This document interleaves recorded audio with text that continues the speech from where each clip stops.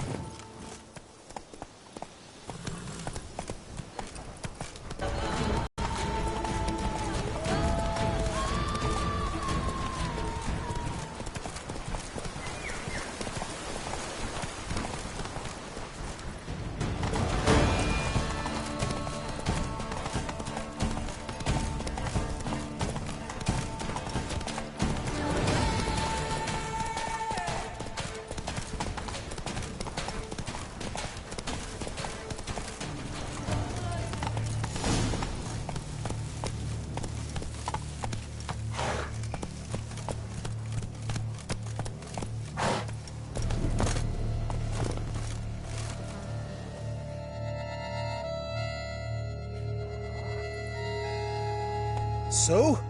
You met the witch. You must have. What did you learn?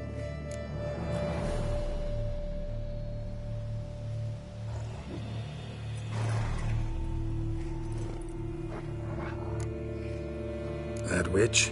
She's not near as bad as folks say. Made me bow and scrape, sure. But I know some sorceresses witchier than her. Joyous, bleeding news, but what about Daphne? I can lift the curse, free her, by performing a ritual, making a sacrifice of her kerchief and Gareth's remains. But we gotta start at the right time. When the hour comes, I'll light 4 fires for the 4 winds, then begin the ritual. Fires? Then I shall be of use to you after all. Seems you need wood. Much of it. Chop as much as you can. I'll see to the rest.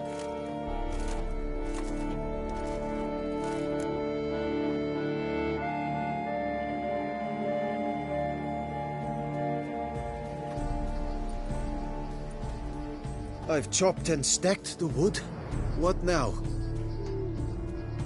My turn. Gotta light fires and talk to the woman enchanted in the tree. No idea how this'll turn out, so just in case, stand at a distance. And if you see me draw my sword, run.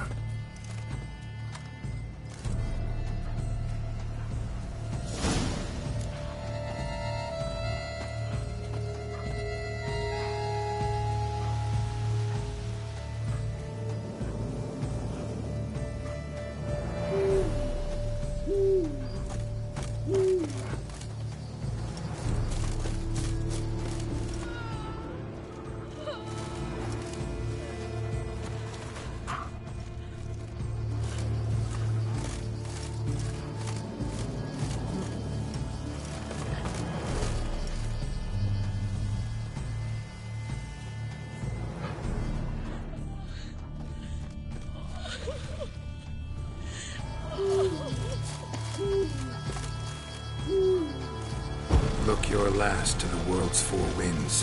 From the south, not a word. From the east, no cry is heard. From the north, silence sighs.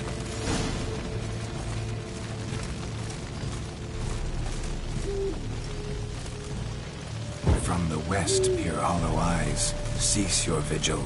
Dead he lies.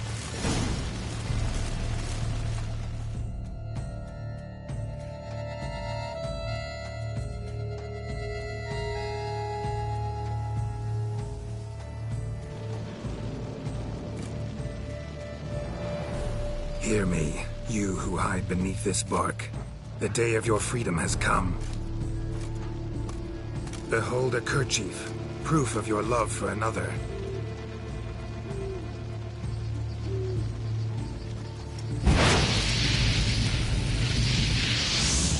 Behold, a bone of he to whom you offered your love.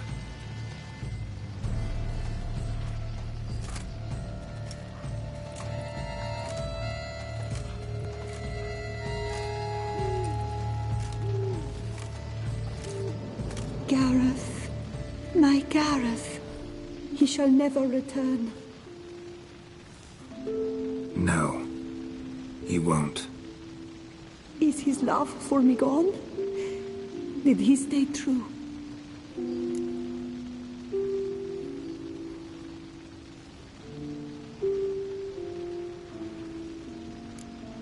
Gareth remained faithful to the end of his days.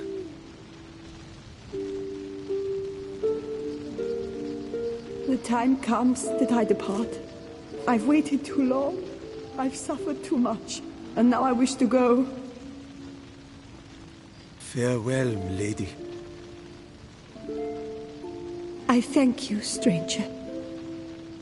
And you, my knight. I thank you for speaking to me, for standing vigil at my feet.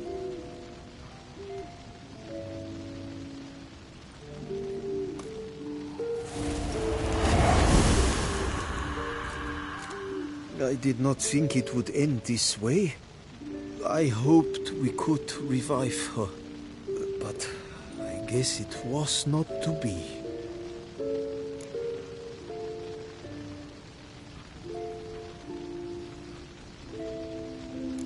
We did all we could. You did well. Here, your pay. And the book is yours as well. Thanks. Take care of yourself. So long, Witcher. I must think. Put this straight in my head.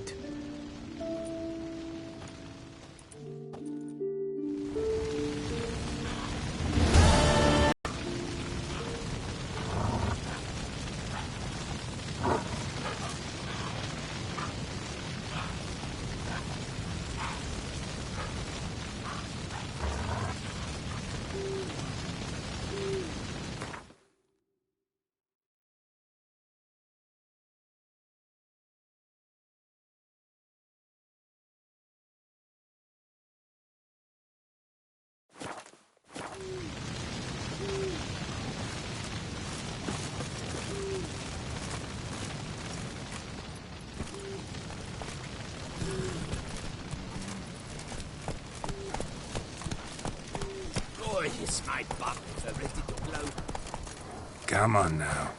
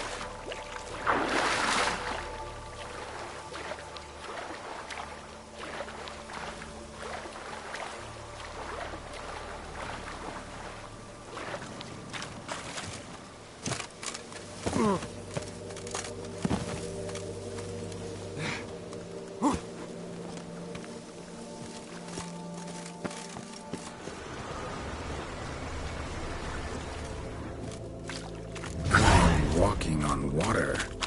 Just like... Like who? like a pond skater. Who are you thinking? No matter. I suppose you thought nothing else in life could surprise you, eh? Wrong.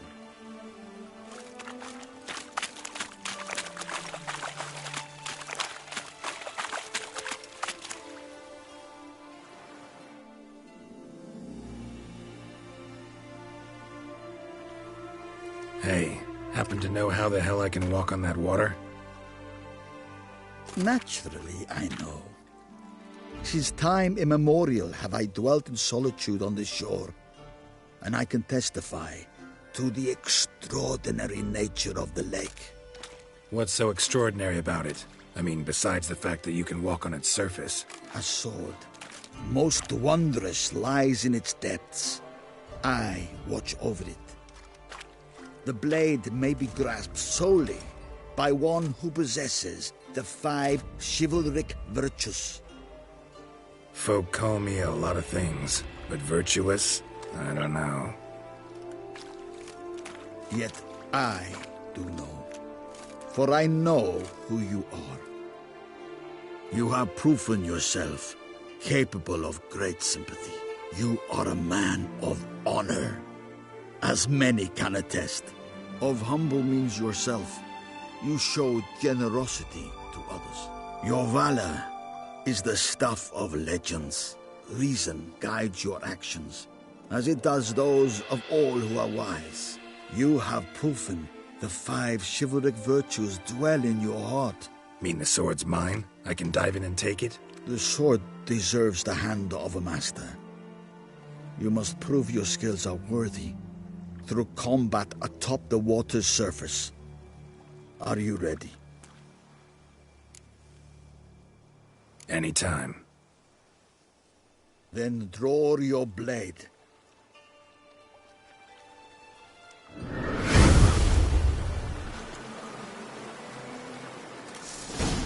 This is the will show what you're made of.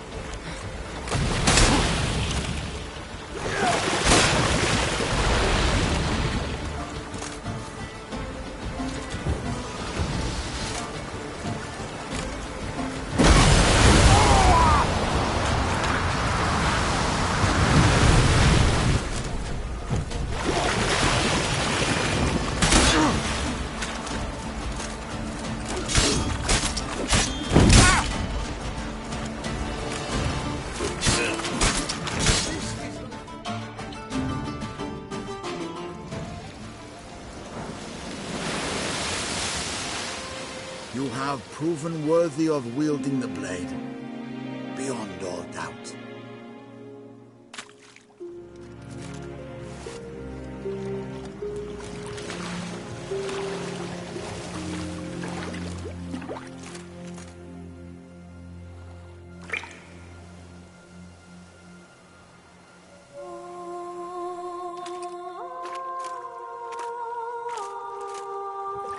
Behold, your Arendite. We've met before. Certainly. The hermit admitted he knew you, remember? The Lady of the Lake. It is I. Forget not that you are a man right and honorable, devoted to doing good.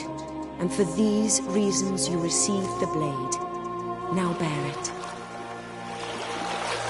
And I trust this time you shall not lose it.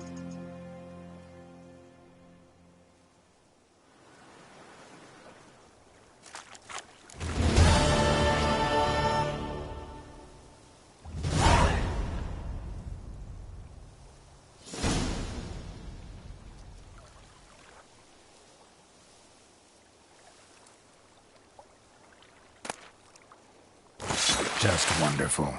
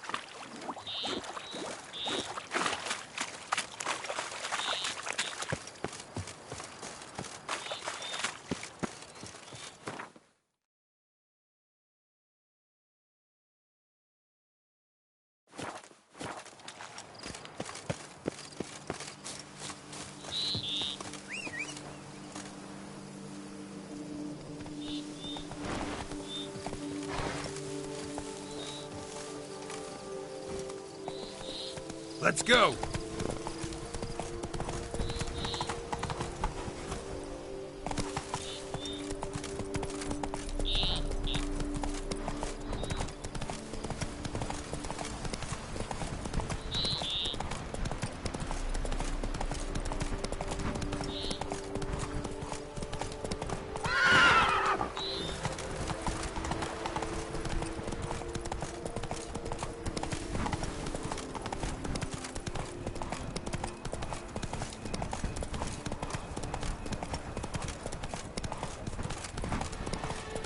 Ah.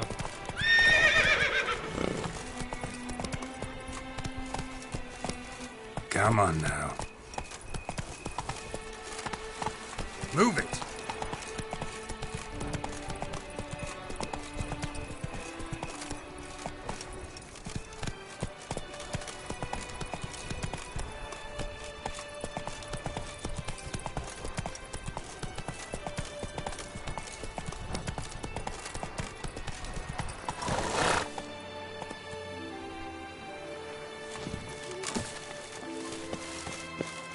Witcher, I've a matter of prime urgency and import.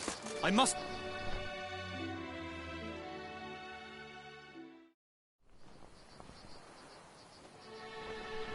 Your wound.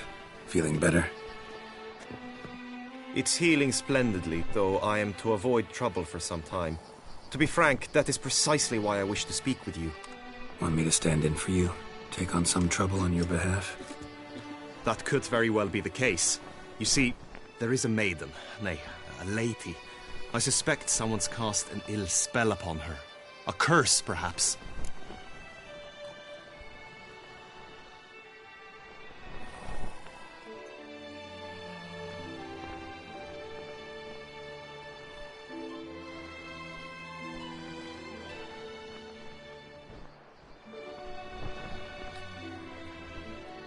What makes you think she might be cursed? You must keep all I say to yourself, I beg you.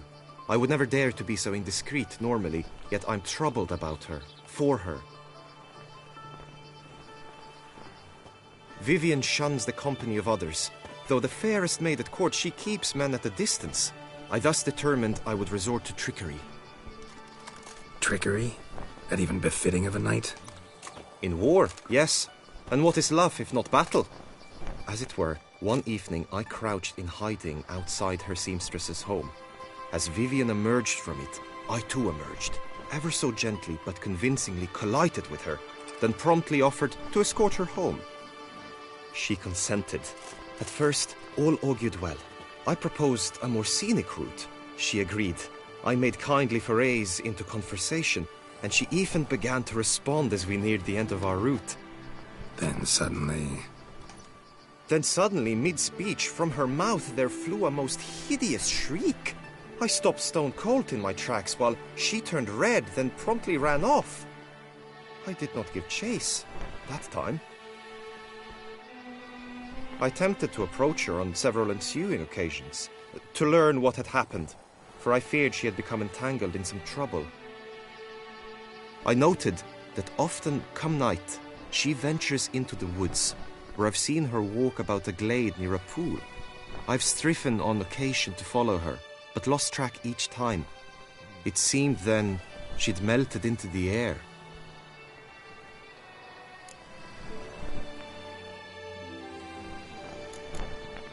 Notice any other strange behavior? Additional symptoms? No, Vivian's avoided me wholly since the first encounter. But folk gossip. What about? They say she's secretive, that no one ever sees her after dusk, that she's wont to suddenly disappear. Nothing unusual about any of that. Sound you heard. She might have just had a sore throat. Had I thought it possible the sound was natural, I never would have taken up your precious time. Tell me more about Vivian. Who is she? What's her story? She's Her Enlightened Highness's lady-in-waiting. Her mother was a lady-in-waiting, her father a knight. That is all I've learnt, for the Duchessa grows angry when asked about her. Vivian spends her days within the palace walls. Yet we are in luck, for she has been named the tourney's patroness this year. Thus, each participant will be granted an audience with her. Got a problem then. See, I'm not a participant. I've devised a solution already. You shall take my place in the lists and thus gain the chance to speak to her. I was looking forward to winning the tourney, very much so. Yet for Vivian, I am prepared to sacrifice anything.